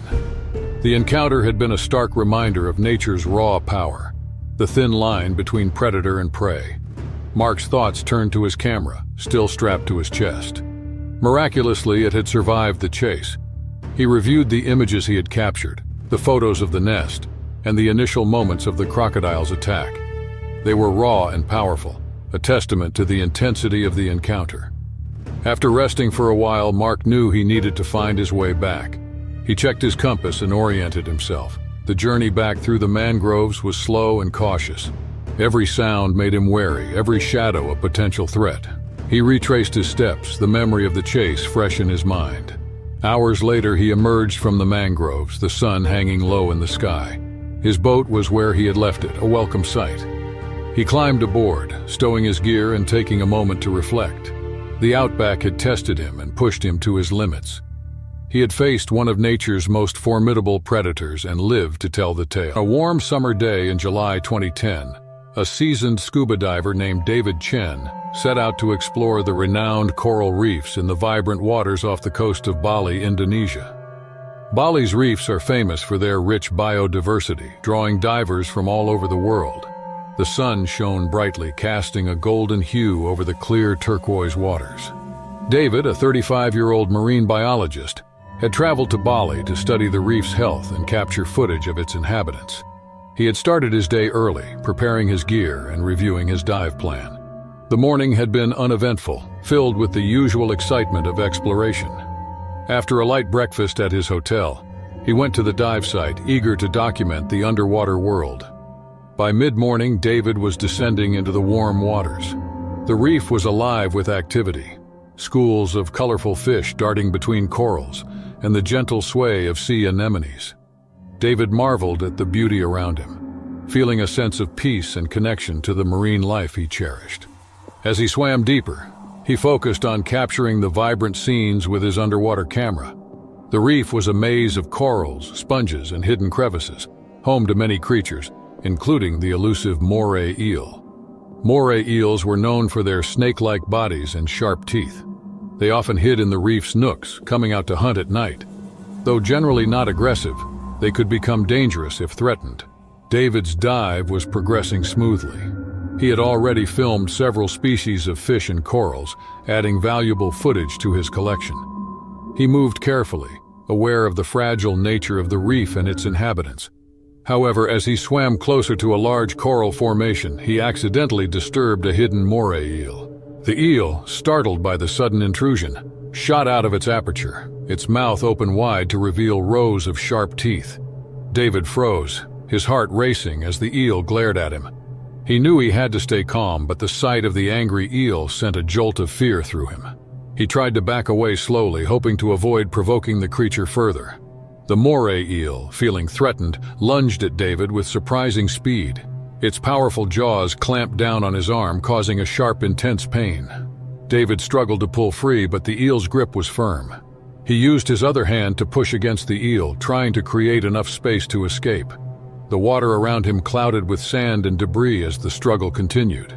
David's mind raced as he fought to free himself. He knew he had to avoid panicking. Panicking could worsen the situation, making it harder to think clearly. He focused on his training and experience, using his fins to propel himself backward while fending off the eel with his free hand. The eel released its grip momentarily, only to strike again, this time at his leg. The pain was excruciating, but David knew he had to act quickly. He reached for his dive knife, strapped to his thigh, and used it to gently prod the eel, trying to deter it without causing harm. The eel, finally releasing its grip, retreated into the shadows of the reef. David took the opportunity to swim away, his body throbbing with pain. Navigating the maze-like reef, David was careful to avoid more hidden dangers. Each movement sent waves of pain through his body, but he knew he had to reach the surface. His breathing was rapid, his heart pounding as he ascended slowly, mindful of the need to decompress correctly. As he neared the surface, he saw his dive boat anchored nearby. Relief washed over him, but he remained focused on staying calm and controlled. He signaled for help, and the boat crew quickly assisted him. They pulled him aboard, where he collapsed, exhausted and in pain. The crew administered first aid, treating the bite wounds on his arm and leg. David's mind replayed the encounter with the moray eel, the sudden attack and the desperate struggle to escape. He knew he had been lucky to get away with only minor injuries. Back on land, David received further medical treatment. The experience left him shaken, but made him more aware of the hidden dangers lurking within the beautiful underwater landscapes he loved. The sun rose over the vast expanse of the Pacific Ocean, casting a golden glow across the waves. A marine research vessel bobbed gently on the water, anchored off the coast of Australia. On board, a team of marine biologists prepared for another day of studying the vibrant coral reefs below. Among them was Rachel, an experienced diver and researcher with a deep love for the ocean and its myriad inhabitants. The team had been in the area for several weeks, documenting the health of the coral reefs and the diverse marine life that called it home. Their mission was crucial, as coral reefs worldwide faced increasing threats from climate change, pollution, and overfishing. The data they collected would contribute to conservation efforts to preserve these underwater ecosystems. The divers suited up, checked their equipment, and reviewed their plans for the day. Rachel was assigned to document a particularly vibrant section of the reef, known for its rich biodiversity. She descended into the clear blue water with her camera and underwater notebook, followed by her teammates. The underwater world was a kaleidoscope of colors and movement. Schools of fish darted between the coral formations, and sea turtles glided gracefully through the water. Rachel marveled at the beauty around her, capturing images and taking notes on the various species she encountered. Her teammates fanned out, each focused on their specific tasks. As she swam deeper, Rachel's attention was drawn to a crevice in the reef. She noticed a movement that seemed out of place. She saw a rare and deadly sea snake, its slender body coiled among the coral. Rachel knew she had to be cautious, but her scientific curiosity urged her to document this unexpected encounter. She positioned her camera to take a few shots, maintaining a respectful distance. The snake, sensing her presence, began to uncoil. Rachel's pulse quickened. She knew that even the slightest provocation could lead to an attack. She decided it was best to retreat slowly and give the snake space. But as she turned to swim away, she felt a sharp pain in her leg. The snake had struck, its fangs delivering a dose of venom into her calf. Panic surged through her, but she forced herself to stay calm. She signaled to her team, who quickly recognized the gravity of the situation. Her leg began to feel numb, and she knew the paralysis would spread quickly. Time was of the essence. The team sprang into action, forming a protective circle around Rachel as they began their ascent to the surface. The journey to the surface was fraught with peril. The reef was a complex labyrinth of coral formations, and the sea snake's presence added an element of danger. Rachel's breathing became labored as the venom took hold and her vision blurred. Her teammates supported her, guiding her through the maze of coral with determined efficiency. As they ascended, the team remained vigilant for other sea snakes. The disturbance in the water could attract more of them, and they couldn't afford another bite. Their progress was steady but slow, the weight of urgency pressing on them. Rachel's condition deteriorated with each passing minute, her movements growing weaker. Breaking the surface, the team carefully lifted Rachel onto the deck of the research vessel. The crew had already prepared the anti-venom and medical supplies, anticipating their urgent need. Rachel was laid on a stretcher, and the ship's medic quickly administered the anti-venom, praying it hadn't arrived too late. The venom's effects were swift and severe, and Rachel's body convulsed as the anti-venom began to work. The team watched anxiously, hoping for signs of improvement. They knew the next few minutes were critical. Rachel's breathing was shallow and her pulse was weak. Still, the anti-venom started to take effect, slowly counteracting the toxins coursing through her system. With the immediate danger addressed, the team focused on monitoring Rachel's condition. They knew that recovery would take time and that she needed to be evacuated to a medical facility for further treatment. The captain radioed for emergency assistance, and arrangements were made for a helicopter to airlift Rachel to the nearest hospital. The sound of the helicopter's rotors grew louder as it approached the vessel, and she was transported into the plane. The medic continued to monitor her vital signs, ensuring she remained stable during the flight. The team returned to their research with Rachel on her way to the hospital. The incident had shaken them, but they knew their work was far from over. Their data was vital to understanding and protecting the fragile coral reefs. They resumed their tasks with renewed focus, aware that their efforts contributed to a more significant cause. The following days were tense as they awaited news of Rachel's condition. Updates from the hospital indicated that she was stable and responding well to treatment. The venom had caused significant damage, but the prompt administration of the anti-venom had saved her life. She faced a long recovery, but it was a positive one. It was September 22, 2007, and Tom Garrison was alone on his small lobster boat just off the coast of Maine. The morning had been routine so far, like many before. Tom had been a lobsterman for over 20 years, making a living pulling in traps from the cold waters of the North Atlantic. He knew the waters well, every hidden rock and stretch of coastline familiar to him. The traps were full today, and the catch was promising. So Tom worked efficiently, hoisting the cages from the depths, checking for lobsters, and resetting the traps. The sky was overcast, a typical day for Maine, but the waters were calm enough for a smooth haul. Tom felt comfortable and secure in his routine, paying little attention to the surroundings as he focused on his work. He hummed as he pulled up another cage, heavy with struggling lobsters. He leaned over the edge of his boat to untangle the trap when the ship rocked unexpectedly. At first, Tom thought it was just a strong wave, but then the ship jolted harder this time, nearly knocking him off balance. Puzzled, Tom looked out over the side, and that's when he saw the dark shape circling the boat. It was a bull shark, much larger than any fish he had encountered in these waters. Bull sharks weren't common here, but with warming waters and shifting marine life patterns, they had started showing up more often in New England waters. Bull sharks were aggressive and known for their unpredictable behavior, and this one seemed drawn to the struggling lobsters.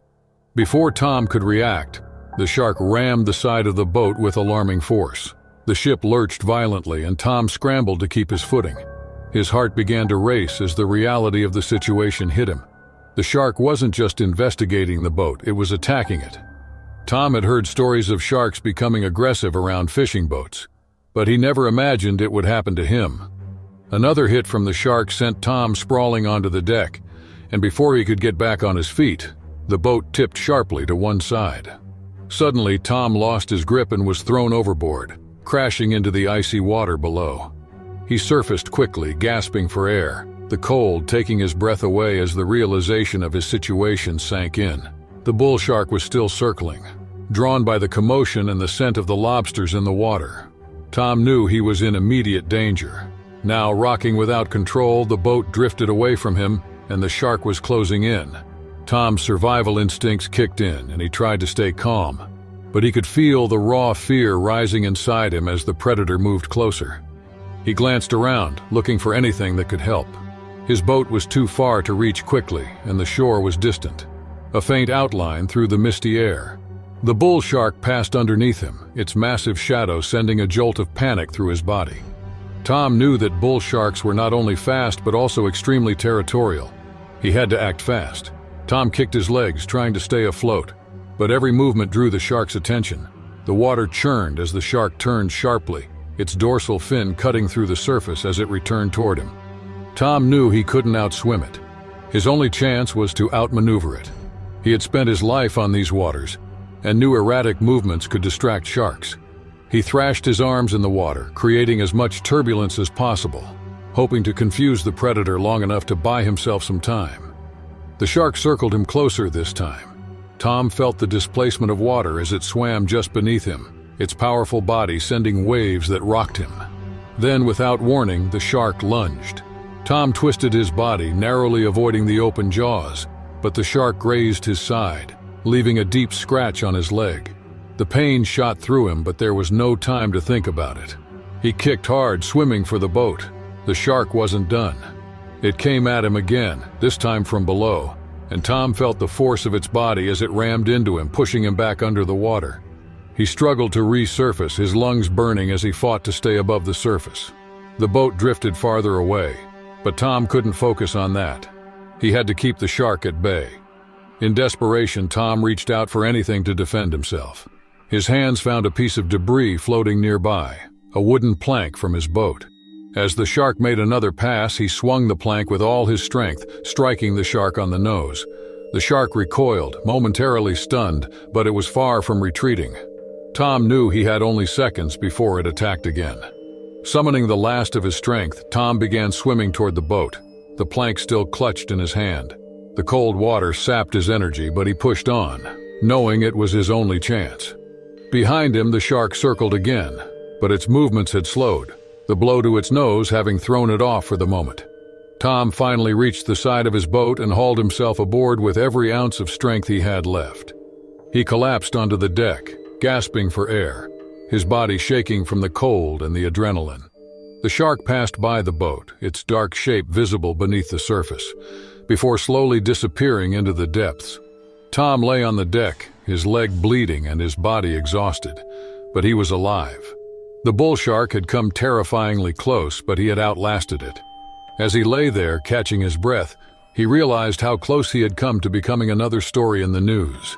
A reminder that danger could appear without warning, even in the waters he had known his whole life. March 15, 1999, a group of tourists boarded a boat at Gansbaai, South Africa, ready for an exciting tour of the famous shark-infested waters near Dyer Island. Gansbaai, located about 2 hours from Cape Town, is known as the Great White Shark Capital of the world, attracting thrill-seekers eager to witness the ocean's most feared predator up close. The cold Atlantic waters here are prime hunting grounds for great whites, drawn to the dense seal population and schools of fish. Among the tourists was 24-year-old Adam Keller, visiting from Australia, eager to capture the sharks on camera. He was joined by other travelers, including Laura and Peter, a young couple from Germany, and several others from various countries, each armed with cameras and binoculars. The boat's crew, experienced in navigating these dangerous waters, assured everyone of a safe but thrilling encounter. The tour began smoothly, the boat cutting through the waves as the crew shared stories of previous shark sightings. The weather was clear, and the tourists eagerly scanned the horizon for the famous dorsal fins. Some were on the upper deck, while others leaned over the side, hoping to catch a glimpse of a great white breaking the surface. As the boat approached Dyer Island, the crew prepared for the main attraction, chumming the water to draw the sharks closer. The scent of fish parts and blood spread through the water, a tactic designed to attract great whites from afar. Within minutes, the first dorsal fin appeared, slicing through the surface. The tourists cheered and pointed at their cameras, excited to capture the moment. Meanwhile, about 200 yards away from the boat, an unsuspecting swimmer was in the water. His name was Tom Winters, a local who had decided to take a swim along the nearby shoreline. Despite the posted warnings about shark activity, Tom had often swum in these waters and felt confident in his ability to handle the ocean. He was unaware that the boat's crew was chumming the water nearby, or that a massive predator had been lured closer. As the boat's passengers focused their attention on the approaching sharks, someone noticed Tom in the distance. The man shouted to the crew, pointing toward Tom's position, but it was too late. Without warning, a great white shark, over 16 feet long, surged from the depths. It leapt partially out of the water, aiming directly at the swimmer. The tourists' excitement quickly turned to horror as the shark attacked with shocking speed and force. The boat's passengers watched in disbelief, some recording with their cameras while others screamed for help. Tom, unaware of the danger, was suddenly pulled under as the shark's massive jaws clamped down on his side. The force of the bite sent waves crashing around him, and blood spread rapidly in the water, turning it a deep red. Tom struggled to break free, his body twisting as he tried to fight off the predator. The shark's powerful jaws made escape nearly impossible. The tourists on the boat could only watch in terror as the shark dragged Tom deeper. One of the crew members quickly radioed for help, but they knew that every second counted and Tom was running out of time. The great white continued its assault, shaking Tom violently in a series of death rolls meant to incapacitate its prey. The water churned with each twist, making it hard for those on the boat to see what was happening beneath the surface. Tom's frantic movements grew weaker as the shark pulled him further from view. The passengers leaned over the edge, desperately hoping for a sign that he had escaped. But the shark wasn't done. It resurfaced briefly, its dorsal fin cutting through the bloodied water.